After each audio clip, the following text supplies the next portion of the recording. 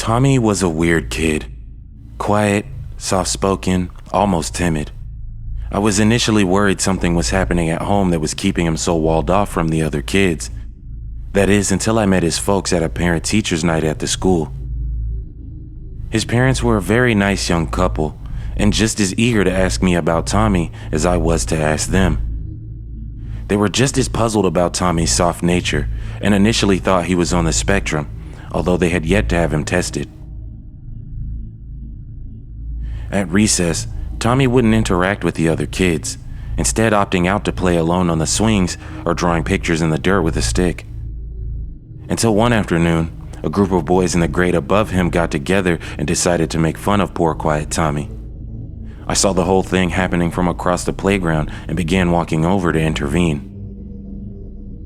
One of the kids was a notorious bully, a real gorilla for his age, standing a whole couple heads above other kids. He towered over Tommy with a basketball in hand. I saw him wind up, ready to slam dunk onto Tommy's head, but when he let go of the ball, it just hovered there in midair. The ball started to spin, picking up momentum and speed, and went sailing back into the bully's face, breaking his nose and sending him ass over tea kettle. I was halfway over to them when I saw this. I didn't know what to make of it, but I knew it had to do something with Tommy, who, the whole time mind you, hadn't even looked up from his stick drawing in the dirt. After that, absolutely nobody interacted with little Tommy. Kids, bullies, I even saw ants and other bugs skitter off the other way when he was near. The school I worked in was grades K-12, so even after Tommy left the first grade, I would still see him around the school. The other staff would congregate in the teacher's lounge at lunches to talk about him and all the weirdness that surrounded him. I'm telling you, it was like he could read my mind or something. I swear, he somehow made all the textbooks float up off the desk and hit the floor this morning. Those were just a few of the rumors going around amongst teachers.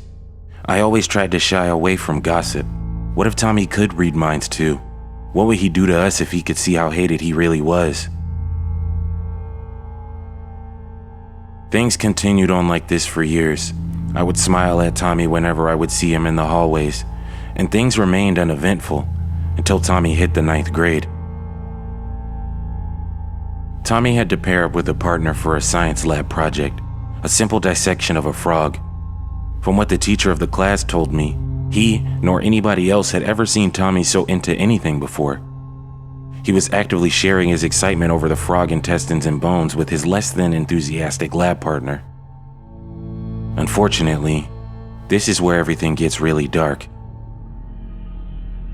After class, nobody could find Tommy, his lab partner, and about a dozen scalpels. It wasn't uncommon for students to ditch class, but this was Tommy we're talking about, and his missing partner, and 12 fucking blades. A few teachers, including myself, went to search for him at recess that day, but it was an unfortunate janitor that found him and the other student. He called all of us to the teacher's lounge, pale-faced and shaking. He said he had called the police and we need to get the students somewhere safe and lock down the school. We all asked what was going on and he told us. He found Tommy in the upstairs bathroom, dissecting his lab partner. Only he wasn't doing it himself. The janitor explained. The scalpels were whizzing around Tommy's screaming lab partner, making incisions and pulling out organs as Tommy sketched everything down into a book. When Tommy saw the janitor, he apparently turned around, nonplussed about the whole thing, and said, "Oh, hey, Mr. S. I was curious about how Mark worked. Is everybody like this on the inside?"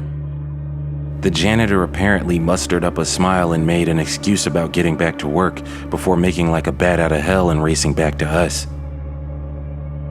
We quickly put the school into lockdown, the way you would if you had an active shooter in the building. I watched the live feed of the school security cameras from a laptop in the teacher's lounge to see Tommy roaming the empty halls. Locks broke off of lockers as he passed them while the doors fluttered open and closed frantically like the panicked wings of butterflies. I could see he was visibly confused, probably wondering where everyone had gone. The police and SWAT arrived pretty quickly. I watched the cameras as they surrounded him, automatic rifles trained on his head, probably yelling at him to get on the ground. When Tommy just nonchalantly turned around to walk the other way, though, they opened fire.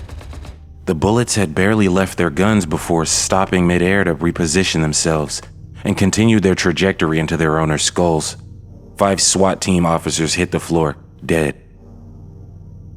All of the staff was huddled like a coven of witches around the laptop now. A coven of middle-aged teacher salary witches, scared shitless as we saw on the screen that Tommy now stood outside the teacher's lounge. We all knew what was coming as the door blasted off its hinges. The faculty panicked and threw any close objects they could grab towards Tommy. I remember shouts of, Get away from me, you little... You monster! I'm not fucking dying like this. I was supposed to retire to Florida this year.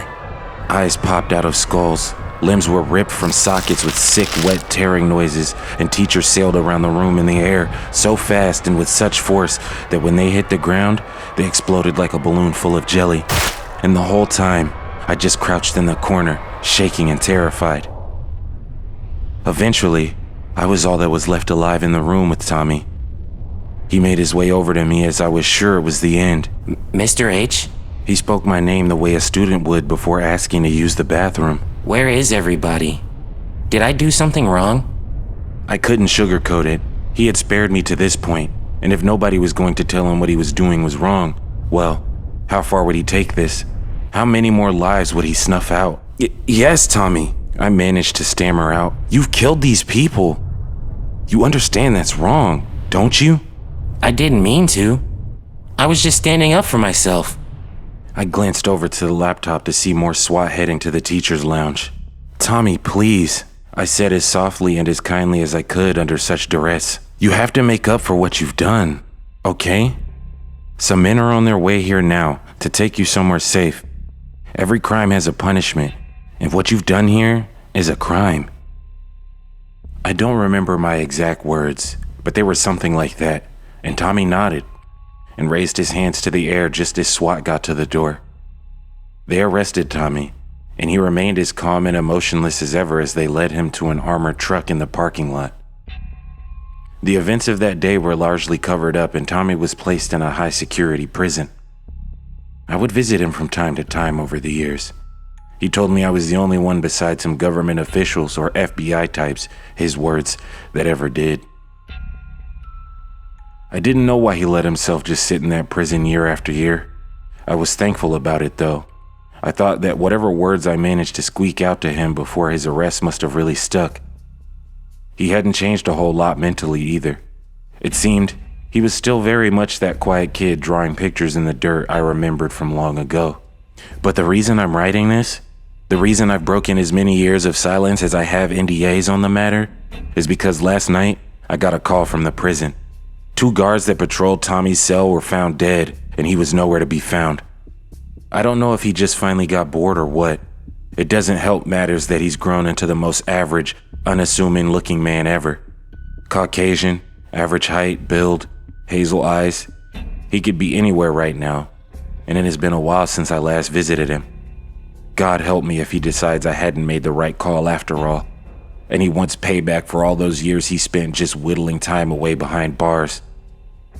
Tommy, if you're reading this right now, I'm sorry, but I can't ever see you again. I can't see any more people suffer through so much. I know you're probably just confused and maybe even scared right now, but I hope you know to do the right thing. After I post this, I'll be heading into my garage to run a hose from the exhaust of my car through the driver's side window, and maybe listen to my favorite REM album one last time. To everybody else, please stay in your homes. Lock your doors and keep your loved ones close. Good luck.